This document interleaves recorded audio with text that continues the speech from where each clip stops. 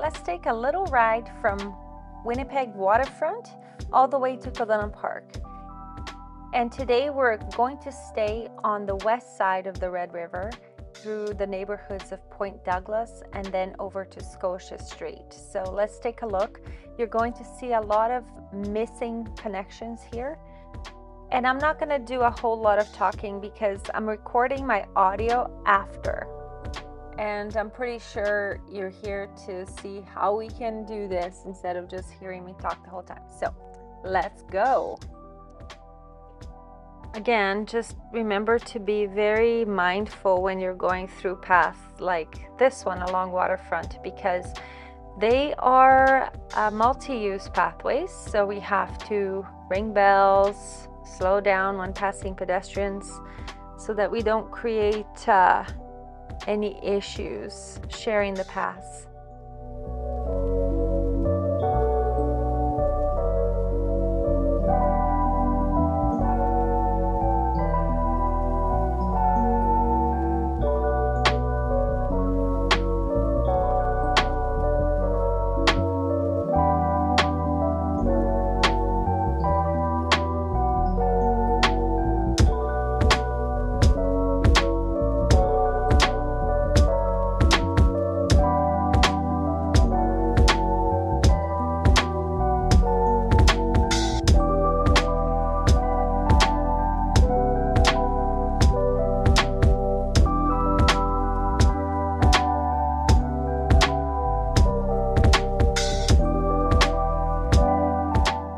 One of the things about riding a bike as opposed to driving is that you become very situationally aware of your surroundings and your neighborhoods, your communities that you ride through.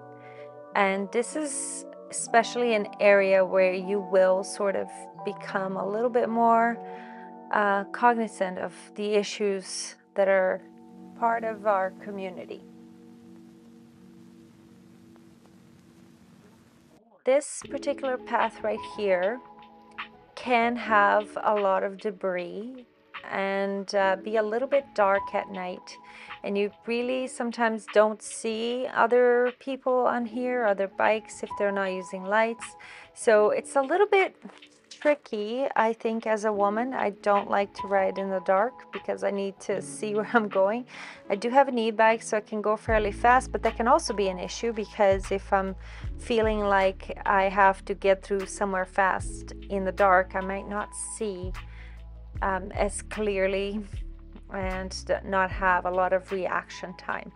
So I don't usually take this particular path at night, but I take it every other time as much as possible because it's a beautiful path and it's a nice shortcut through this area as opposed to continuing on Waterfront to Higgins, which is an option if you feel comfortable riding on the road. I would say that's definitely an option.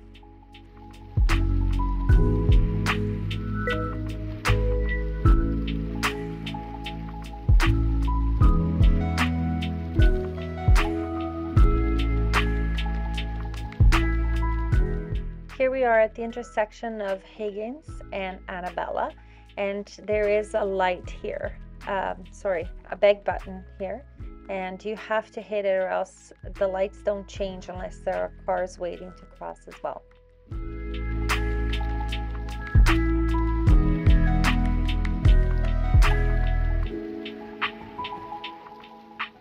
I personally hate this bike lane because, you know, it's just a painted lane here, and when possible, I take the whole lane on this road. I'm just going to show you guys right now how to just follow the bike lane. But this, especially after a lot of rain, this can be quite messy here.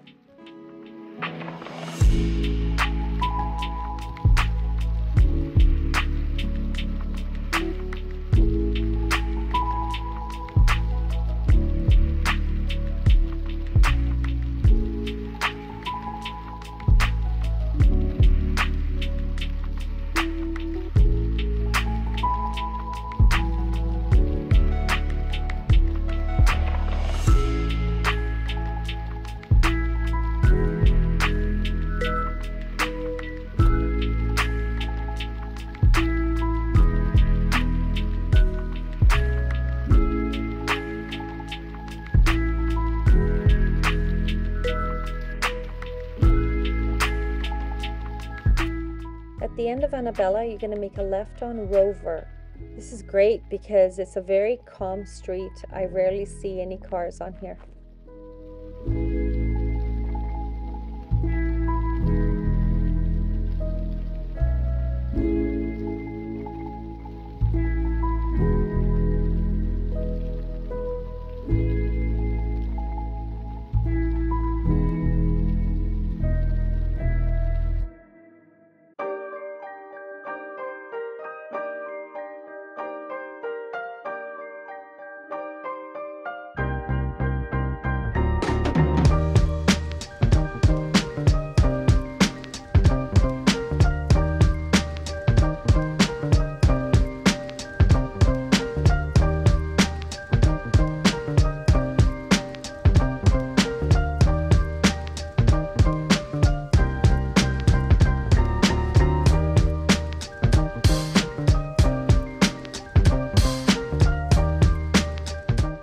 Rover is a designated neighborhood greenway, so you see a lot of 30-kilometer-an-hour signs, which means you see a lot of people walking as well. It's great. It's a great way to connect the bicycle network. It's a very cheap way to connect the bicycle network. At the end of Rover, you're going to go through this park. It's Michel Jean Park. And again, there's lots of pedestrians, kids playing, so just kind of slow down. Don't go through here too fast.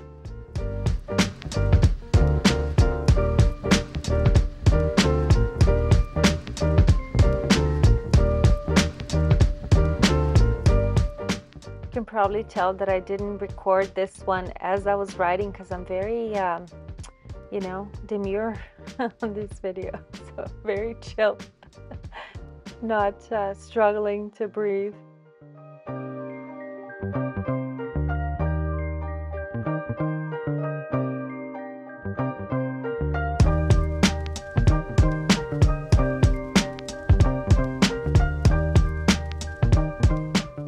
Right here is an example of a little trick that if you don't know the area, you don't know that it's part of the bike network. There's like almost no signs indicating that this is where you go. So when you get to the end of this path between these houses here, you will have to take a right and follow the little gravel path. We kind of made a bit of a mistake here, so I'm going to show you the right way to do it. And then I'm going to show you the way we did, which took us on a little monkey trail adventure. So this is the part that if you're uncomfortable, I would say to go up and take the sidewalk instead on Main Street. And make sure you make a left on the first little trail here if you are taking this path. Otherwise, you're going to end up having the same issues we had in a little adventure, which I'll add at the end of the video for you to follow along.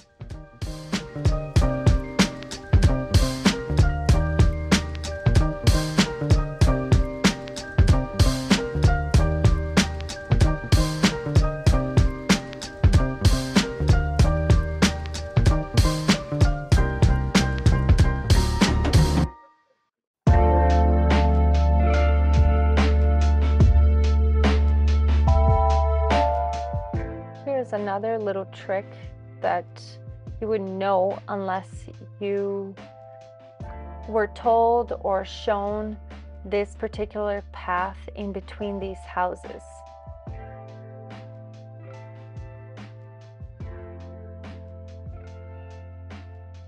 There are proposals and plans to formalize these paths. And just watch this space. I'll keep you updated. The other thing you can do is also join a local bike group. The Northwest Bike Group is the group where you get updates about what kind of infrastructure is coming up in your neighborhood. My bike can be a little tricky to get through these gates, so I struggled a little bit, but as you can see there in front, Ian found a way around it. I just didn't find it in time. Still lots of little gates to get through in this area.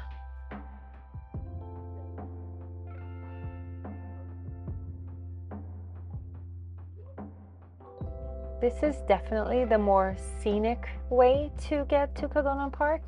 You can take Main Street or, you know, kind of take the sidewalks a lot here. It is one of the parts of our bike network that is missing a really, really crucial connection. And this part right here is where we're actually advocating for a crossing light or a crosswalk so that people can continue, and we're looking to formalize this part of the network. But as you will see here, we changed our minds about taking this path, and I'm just gonna kind of, it's a very short mistake here, so I'm just gonna let you follow along with us. We got to one point here, looked at each other and said, you know what, maybe we just gonna turn around and show people the other way to get back on the path instead of following along this path here.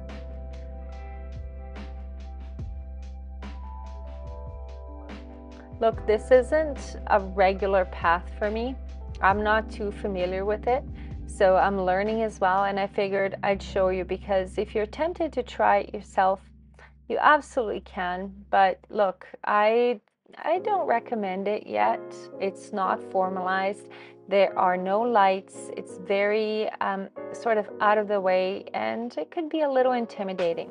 So what we did here is we took the sidewalk back up to Main Street.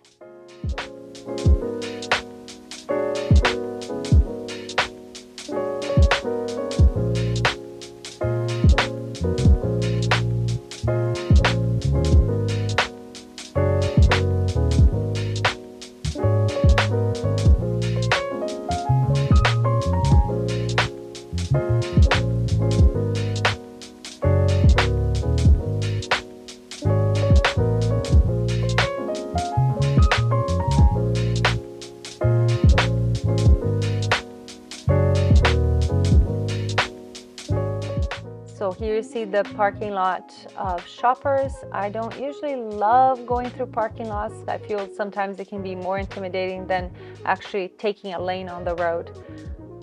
But it was Sunday morning, so I feel like it was okay to do this.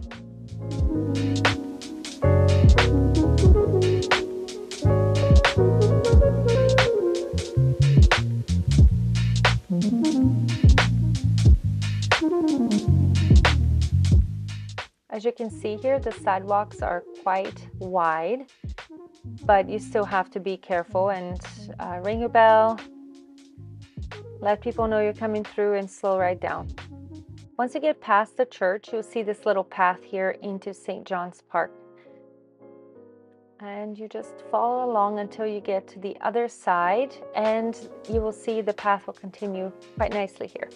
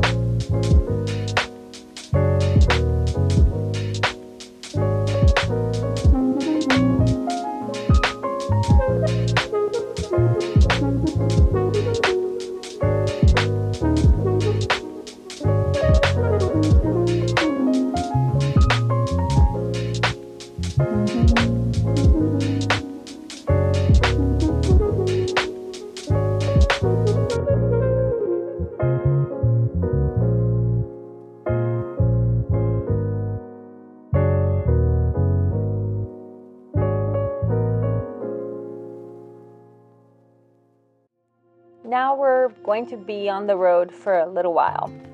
And there's really no need for me to explain. You can just watch. It's going to be this road, this street called St. Cross Street. And you go straight all the way till you turn onto Scotia Street. So just enjoy the ride.